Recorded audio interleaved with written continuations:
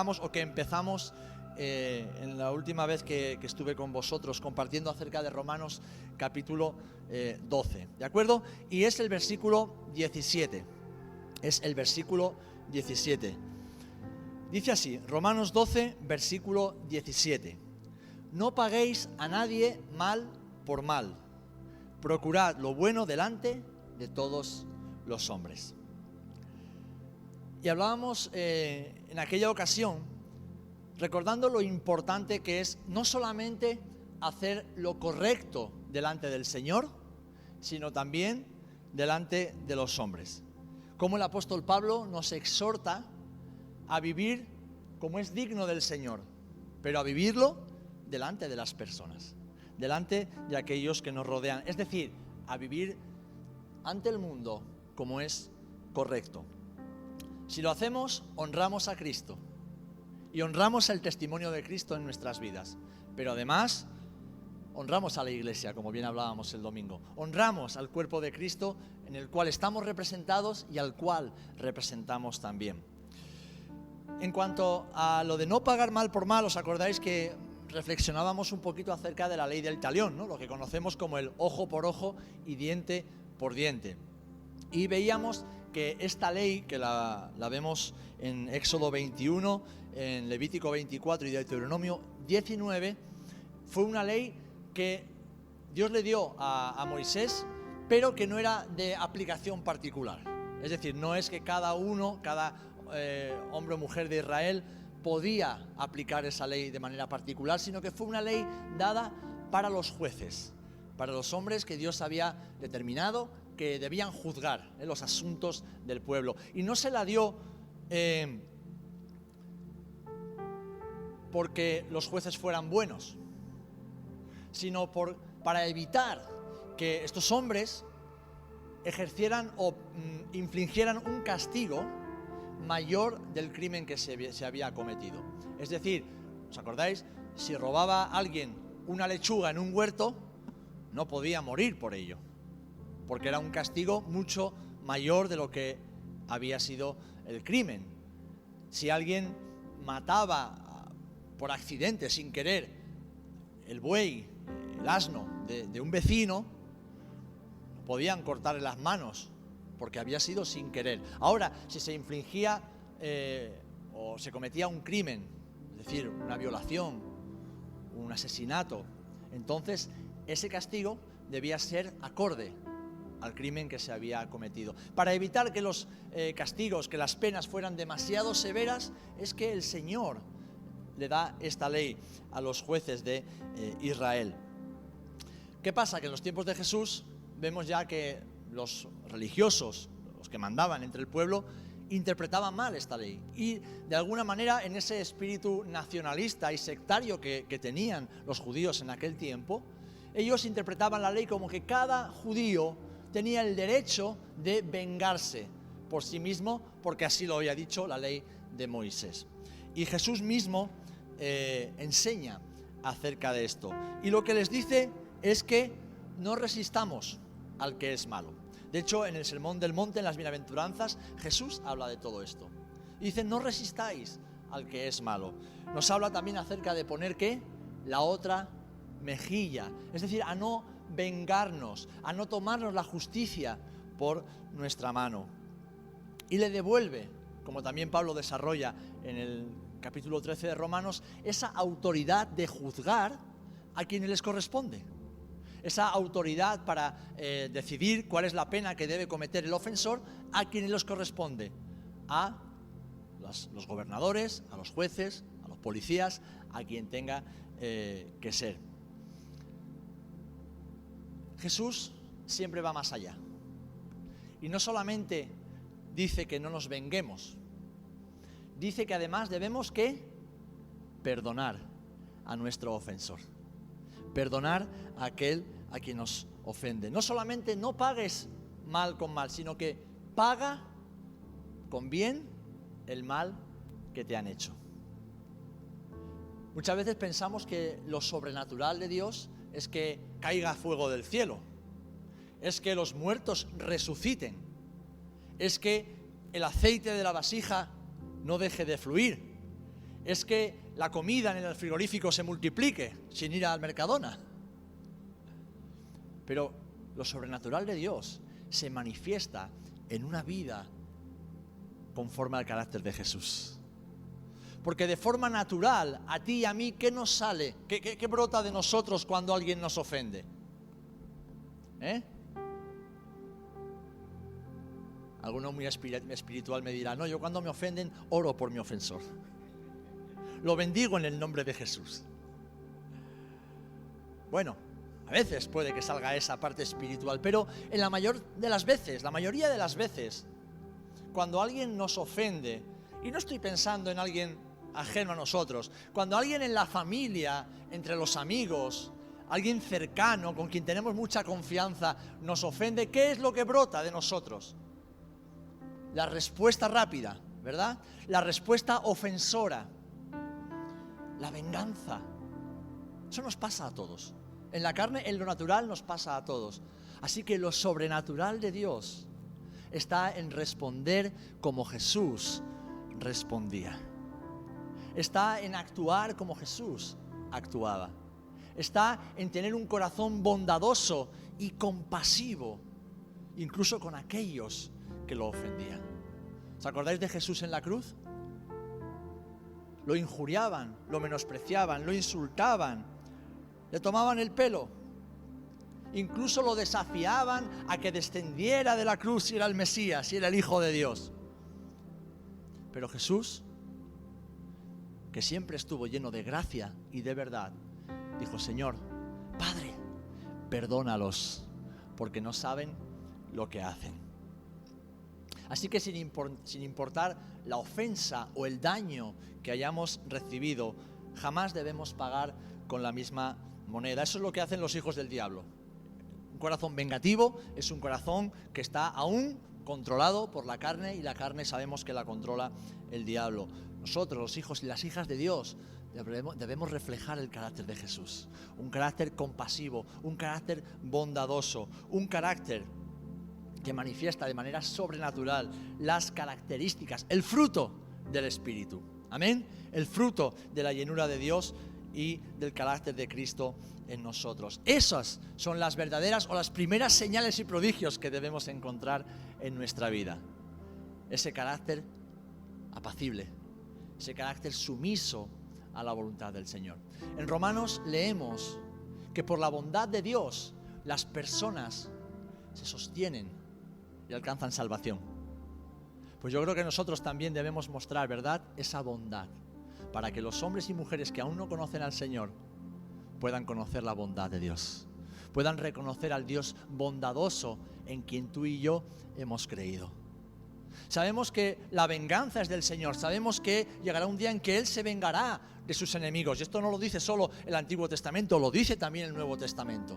Es decir, que Dios es un Dios vengativo. ¿Por qué? Porque Él es el único que puede ejercer y ejecutar una venganza justa. Nadie más puede hacerlo. Pero Dios, en este tiempo, se muestra como un Dios bondadoso. Un Dios que trajo a su Hijo y que nos presenta a su Hijo para que aquellos que han de ser salvos puedan serlo. Amén. Ahora, tú y yo somos esas cartas escritas, abiertas, leídas por todos los hombres. ¿Y qué van a leer los hombres y las mujeres de esta generación? Pues deben leer bondad, deben leer misericordia, deben leer humildad, deben leer un amor compasivo, un amor proactivo, un amor que no paga con monedas de maldad el mal que a veces se nos hace, sino que devuelve siempre la moneda que Jesús entregó, la moneda del amor. Amén. Así que hacer lo bueno delante del Señor implica hacer también, como leemos, lo bueno delante de los hombres, no pagando mal por mal, sino devolviendo siempre con bien el mal que se nos pueda hacer, dejando que sea el Señor quien nos defienda. Amén. No hay mejor defensor en tu vida que el Señor mismo. Y esto Pablo lo había experimentado ya cuando escribió la carta a los romanos, y lo escribió a lo largo de su vida en las diferentes epístolas. La venganza es del Señor. Nosotros podemos ser los que parecen desterrados, los que parecen ya destruidos, los que ya no tienen esperanza, los pobres, los marginados, los arruinados, los parias de la sociedad. Pero él sabía en quién había creído y él sabía que su Señor lo defendía. Así que, hermanos, como dice aquí el apóstol Pablo, no paguemos a nadie mal por mal, sino, como vamos a leer en la segunda parte del versículo, procuremos lo bueno delante de todos los hombres. Ahora bien, fíjate, Pablo, en sus diferentes escritos a las iglesias, manifiesta este deseo constantemente. Y ayer hablaba con Julio algo interesante que es una realidad. Vivimos en un tiempo donde la gente, las personas, la sociedad está muy abierta a lo espiritual, pero está abierta a cualquier tipo de espiritualidad, cualquier tipo de espiritualidad. Estamos en el tiempo donde todo el mundo quiere creer lo que crea, lo que quiera, lo que sea, y que se respete porque no hay una verdad. Cada uno puede tener su propia verdad y tiene que ser respetada y de alguna manera puesta en paridad con el resto de las verdades. Vivimos en el tiempo donde hay un pensamiento líquido, ¿no? Que va cambiando, se va moldeando, va fluyendo, y hoy creemos una cosa, mañana creemos otra. Y sabéis, ayer reflexionábamos que tal vez esto sea incluso más complicado para nosotros como creyentes, porque no hay un cimiento sólido de una creencia sólida, sino que todo está bien, todo está bien. Entonces, para poder compartir nuestra fe, para poder vivir manifestando el carácter de Cristo y que por medio de ese carácter tengamos las puertas abiertas a la vida de las personas para que escuchen el mensaje del Evangelio, porque el mensaje tiene que llegar. El mensaje tiene que llegar. Tal vez cambiamos la forma de comunicarlo porque la sociedad cambia, las generaciones cambian, pero el mensaje no ha cambiado y el mensaje tiene un objetivo, que es el de llegar y alcanzar a los corazones.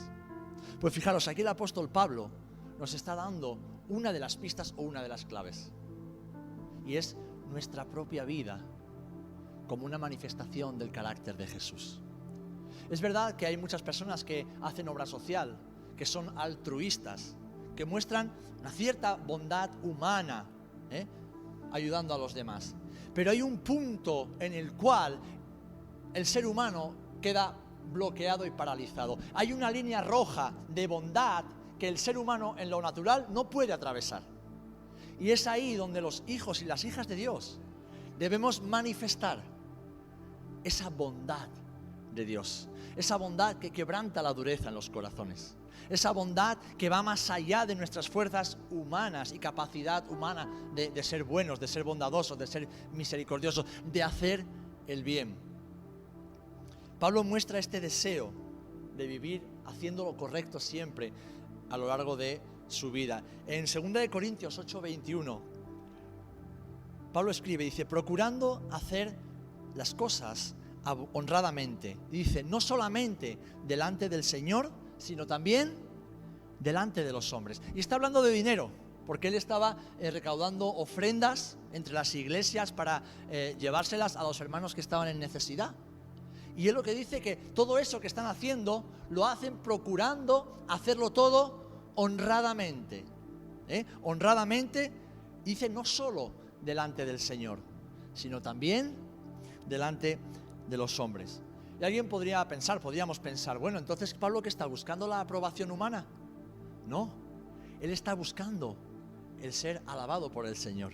Él está buscando el ser honrado por el Señor y no la alabanza de los hombres. Pero él sabía lo importante que es el buen testimonio delante de los hombres, lo importante que es para la proclamación del Evangelio, para la extensión del reino, nuestra vida delante de los hombres. Pablo quería hacerlo todo para la gloria del Señor. Buscaba vivir y hacerlo todo como para el Señor. Y él quería que todo el mundo lo supiera.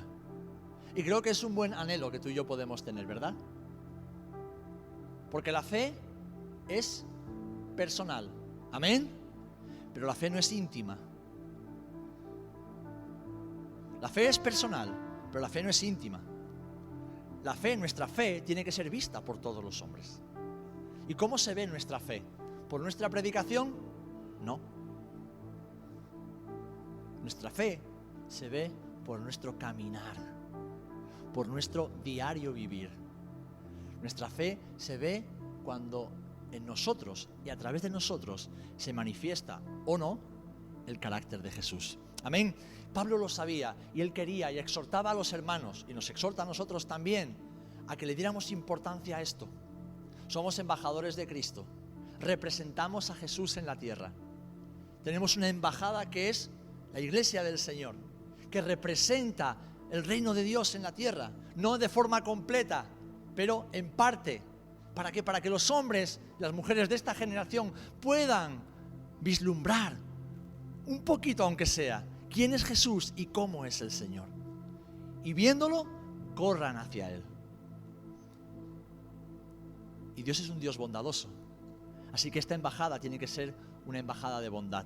Y no solamente porque somos buenos, que no lo somos, sino porque hacemos el bien. Porque hacemos el bien, más allá de nuestras fuerzas, más allá de nuestras capacidades, más allá de nuestros razonamientos, más allá de nuestra justicia humana. Hacemos lo que es correcto y honrado delante del Señor y de todos los hombres. Pablo quería que todos supieran que ese era su deseo, honrar al Señor. En Romanos 14, del 7 al 8 leemos, dice que porque ninguno de nosotros vive para sí y ninguno muere para sí. Pues si vivimos, para el Señor vivimos, y si morimos, para el Señor morimos. Así pues, sea que vivamos o que muramos, del Señor somos. Fijaros qué palabras tan profundas. O sea, mi vida ya no es mía. Tu vida ya no es tuya. Es decir, lo que tú vives aquí le pertenece a Cristo. Lo que tú y yo somos es mayordomos. Somos mayordomos que administramos este regalo maravilloso que Dios nos ha dado, que es la vida. Y entonces, en esa mayordomía, tomamos decisiones cada día. Decidimos qué hacer y qué no hacer. Decidimos cómo caminar. El otro día, escuchando a nuestro hermano y amigo Itiel, le hacían una pregunta acerca de ¿qué es la santidad? ¿Qué es la santidad? Y él no se me tiró el moco hablando de teología ni profundidad. No, simplemente compartió algo que cuando él era más joven, un hermano le compartió, le dijo, le enseñó. Y usó una ilustración muy sencilla. Este hombre le dijo, mira Itiel, yo comparo la santidad a esto. Imagínate que durante 24 horas el Señor te dice, puedes hacer lo que quieras, todo lo que quieras, sea bueno o sea malo. Puedes cometer cualquier tipo de pecado, puedes desenfrenarte, puedes hacer lo que quieras durante 24 horas. Y cuando pasen esas 24 horas, todo eso que hayas hecho será cancelado, será borrado y no tendrás ninguna consecuencia. Es como si nunca lo hubieras hecho. Dice, la santidad es poder hacer todo lo que uno quiere, como si no hubiera consecuencias por ello, pero no hacerlo. ¿Por qué? Porque nuestro corazón está tan apegado al Señor. Nuestra voluntad está tan sujeta. Nuestro deseo es tan profundo en hacer la voluntad de Dios, que ya no nos planteamos, no voy a hacer esto por miedo, no voy a hacer aquello por temor al castigo. No, simplemente voy a caminar en la bondad que ya el Señor ha sembrado en mi vida. Es como cuando yo me voy de viaje, y hay muchos momentos en el que yo me voy de viaje por ministerio y nadie me ve. Yo podría ser infiel al oide, nadie me vería. ¿Pero por qué no lo hago? ¿Por miedo a que Dios me castigue? No. ¿Por miedo a las consecuencias de un divorcio que destroce mi familia? No. ¿Por la vergüenza que supondría que luego todo el mundo vea que el pastor ha adulterado? No. No lo hago porque mi corazón está ligado a ella, porque mi vida se debe a ella, porque mi voluntad, mi deseo está ligado a amarla, a hacerlo todo para honrarla. Pues eso lo llevamos al Señor. Y eso es la santidad. Es decir, caminar ligados, completamente agarrados, enfocados, anclados en Jesús, de tal manera que nuestro único deseo es el deseo que Dios pone en nosotros por medio de su Espíritu Santo, el hacer el bien, el obrar en justicia, por amor, porque lo amamos, porque estamos entregados. Y eso es lo que Pablo quiere decir aquí. Ya no vivimos para nosotros, ya no morimos para nosotros. Sea que vivamos o que muramos, lo hacemos en Cristo, lo hacemos para Él, somos de Él. Amén. Amén. Además, fijaros, ya en el Antiguo Testamento se nos enseña que vivir vidas que honran al Señor son vidas con promesas. Vidas que tienen promesas de parte del Señor. En Proverbios capítulo 3, versículos del 3 al 4, este capítulo de Proverbios es maravilloso, pero concretamente en estos versículos de 3 a 4, leemos así, dice: no se aparten de ti la misericordia y la verdad. Átalas a tu cuello, escríbelas en la tabla de tu corazón. Y dice: y hallarás gracia y buena opinión ante los ojos de Dios y de los hombres. Es decir, que vivir aferrados al Señor, vivir anhelando mostrar las bondades de Jesús, vivir deseando con todas nuestras fuerzas, esforzándonos en la gracia, como también enseña Pablo, trae promesas a nuestra vida, trae promesas maravillosas. Uno, de gracia y buena opinión ante los ojos de Dios y también ante los hombres. ¿Os acordáis en el libro de Hechos, los primeros tiempos de la iglesia? Dice que la iglesia, los primeros discípulos, ¿qué tenían? Dice que tenían favor delante de las personas. Y esto es algo maravilloso. Cuando una vida consagrada a Jesús, una vida que no solamente no paga mal por mal, sino que siempre devuelve el bien porque vive en la bondad de Dios. Una vida que camina haciendo lo correcto delante de Dios y de los hombres, no para agradar a los hombres, sino para agradar siempre al Señor. Es una vida que tiene favor incluso delante de los hombres y también delante de los incrédulos. Yo no sé si tú lo has experimentado esto en tu vida. Yo lo he experimentado y es maravilloso e inexplicable. Personas que ni siquiera creen en Dios. Personas que dan la espalda a Dios. Personas tal vez con las que no compartimos, con las que no comparto mucho. Pero el Señor nos da favor delante de ellas. Y somos conscientes de que esa persona ve algo de Dios en nosotros y de alguna forma lo reconoce y se rinde ante ello. Y puertas se abren. Así que, hermanos, hermanas, sin importar las circunstancias, ni tampoco lo que a nuestro parecer sea justo o injusto, debemos siempre hacer lo correcto delante del Señor. Debemos hacer siempre lo correcto delante del Señor. Siervos, dice Pablo a los Efesios, obedeced a vuestros amos terrenales, con temor y temblor, con sencillez de vuestro corazón, como a Cristo. Y sigue, no sirviendo al ojo, como los que quieren agradar a los hombres, sino como siervos de Cristo, de corazón, haciendo la voluntad de Dios. Sirviendo de buena voluntad, como al Señor y no a los hombres, sabiendo que el bien que cada uno hiciere, ese recibirá del Señor, sea siervo o sea libre. Saben, a veces como pastor me encuentro hermanos que dicen, es que yo estoy cansado ya de ser siempre yo el que hace esto. Digo, bueno, ¿a ti qué te obliga, hermano? ¿Es que siempre me toca a mí? No, si lo has hecho hasta ahora es porque quieres. Aquí nadie está obligado a hacer nada. Aquí todo lo que hacemos es por amor a Dios y, como dice Pablo, de buena voluntad. Si no lo hacemos de esa manera, mejor que no lo hagamos, porque estamos deshonrando al Señor. Aquí no hay nadie forzado ni obligado a hacer nada. Somos siervos, inútiles, por cierto, porque hacemos nada más que lo que se nos pide.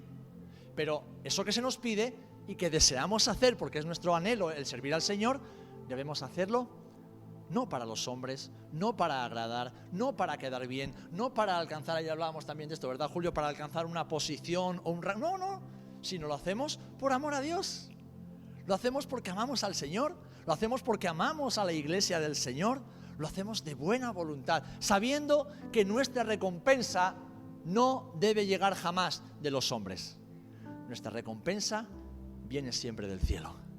Esa es la recompensa imperecedera, la que no se pierde, la que traerá satisfacción y bienaventuranza a nuestras vidas. Amén.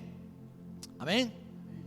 Pues, para vivir de esta manera, debemos evitar hacer todo aquello que incluso parezca deshonroso delante de los hombres. Pablo no estaba preocupado por su propia reputación, pero él quería dejar claro que no iba a dar pie a que la reputación de Cristo fuera mancillada por un mal testimonio suyo. ¿Por qué? Porque él representaba al Señor. En lo que hacía, en lo que decía, representaba al Señor. Y yo creo que a veces nos cuesta entender esto, ¿verdad? ¿Verdad? Estamos en casa y no nos acordamos siempre de que si estamos casados y tenemos esposa, somos representantes del Señor ante nuestras esposas. Si tenemos esposo, somos representantes del Señor ante nuestros esposos. Somos representantes del Señor ante nuestros hijos. Somos representantes del Señor ante nuestros papás. Somos representantes del Señor ante nuestros hermanos. En el trabajo, somos representantes de Jesús ante nuestros compañeros de trabajo, o los jefes, o nuestros empleados. Por lo tanto, un embajador no habla de cuenta propia. No habla por cuenta propia. Un embajador no actúa por cuenta propia. Tú y yo no podemos hablar lo que nos da la gana. No podemos hacer y decir lo que queremos. No estamos autorizados. ¿Que lo hacemos? Claro, porque el Señor nos ha dado libertad, libre albedrío. Pero si somos siervos, somos esclavos de Cristo, somos llamados a vivir de una manera completamente distinta, sobrenatural. Y esta manera es honrando al Señor en todo, no para agradar a los hombres, sino para honrar el nombre del Señor. Amén. Yo creo que lo he contado alguna vez. Me ha tocado en más de una ocasión encontrarme en la cola del supermercado y ver que algunas personas más adelante había un hermano o una hermana de la iglesia. Y sabéis, me he cambiado de cola, porque me estaba sintiendo avergonzado de cómo ese hermano o esa hermana estaba tratando al cajero. Me he cambiado de cola. Hace unos años lo compartía con Chari y Juan antes de empezar la oración. Hace unos años estábamos jugando un partido de fútbol entre dos grupos de creyentes, unos hermanos de otra iglesia y los hermanos de aquí de Rota, y de repente un hermano, gracias a Dios, de la otra congregación, empezó a enfadarse, empezó a insultar, empezó a querer pegar a otro de nuestra iglesia, y yo paré el partido y digo, para. ¿De qué árbol te has caído, compañero? Es que... No, para. Primero, esto es un deporte, es un juego, estamos aquí para divertirnos. El que se enfada con el fútbol, una de dos, ¿es tonto? O dos, es tonto. Uno puede enfadarse con un juego. Y más cuando estamos entre hermanos para divertirnos juntos. Así que dije, o te relajas y vuelves al espíritu, dejando la carne en el banquillo, o paramos el partido, nos vamos a tomar una Coca-Cola y aquí paz y después gloria. El hermano recapacitó, pidió disculpas, seguimos jugando. ¿Por qué? Porque en todo momento, en cualquier momento, estamos representando a Jesús. Cuando nos ven y cuando no nos ven. Amén.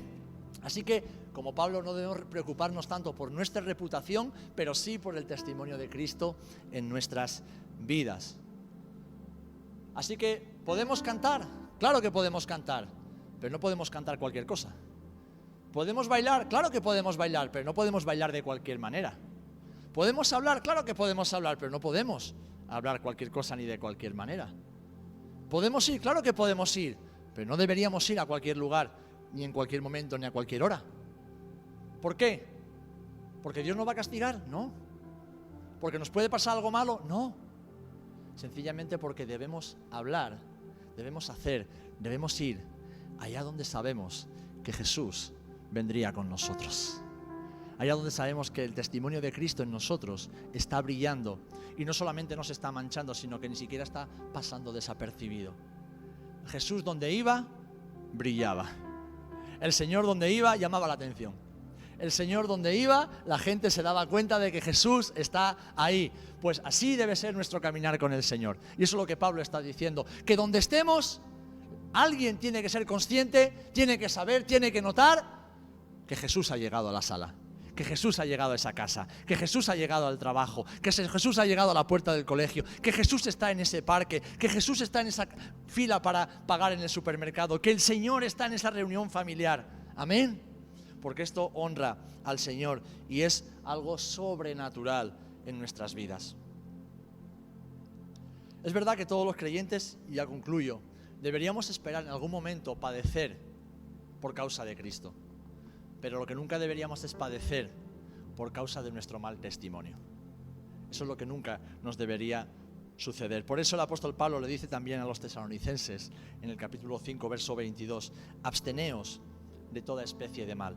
Es decir, en palabras actuales, no hagáis nada malo ni que tenga apariencia de maldad.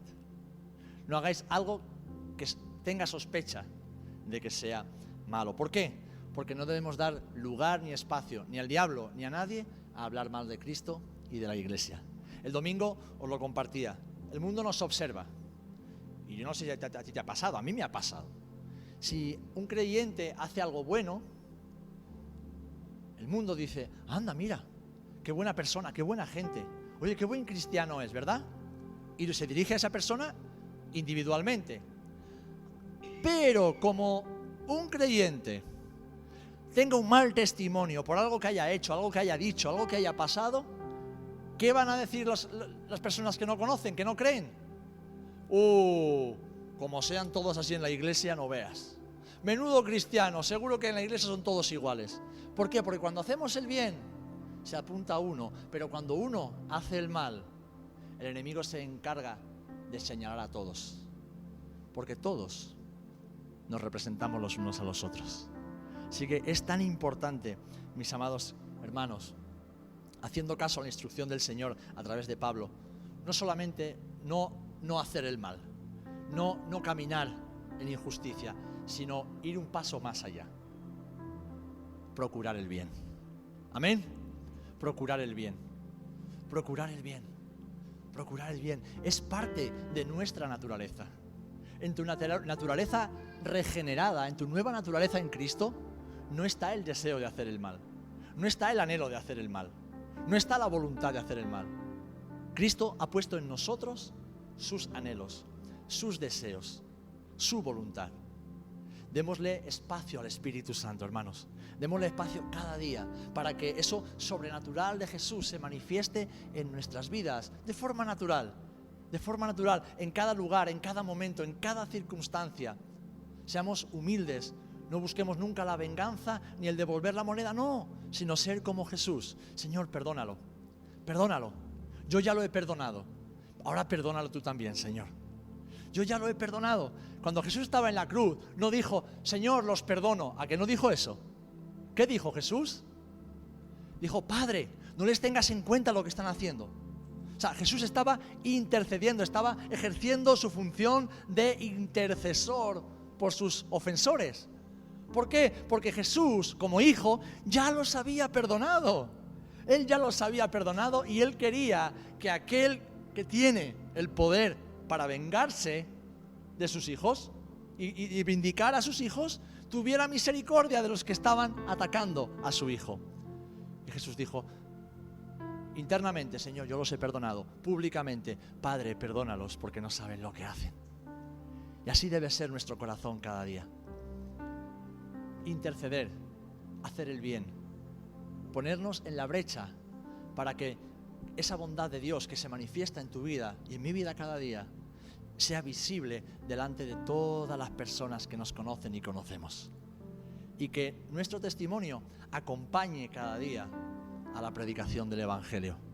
Porque la palabra nos dice que las señales y prodigios acompañan a la predicación del Evangelio, pero esa predicación tiene que estar respaldada siempre por vidas que hacen el bien, que caminan en bondad, que caminan siguiendo las pisadas de Jesús. Y eso solamente es posible en una vida en el Espíritu. Amén. Una vida rendida completamente al Señor. Y el Señor ya lo ha hecho. Él ya ha puesto su Espíritu en nosotros para que podamos vivir esa vida. Ahora en nosotros está el ser cada día más llenos del Espíritu Santo. Ser cada día más llenos de su palabra, de su verdad. Esa verdad que nos libera, esa verdad que nos instruye, esa verdad que nos dirige, esa verdad que nos sacia, esa verdad que nos enseña a caminar. Amén. Y que todos vean en Jesús tu vida y que todos vean en tu vida a Jesús. Amén.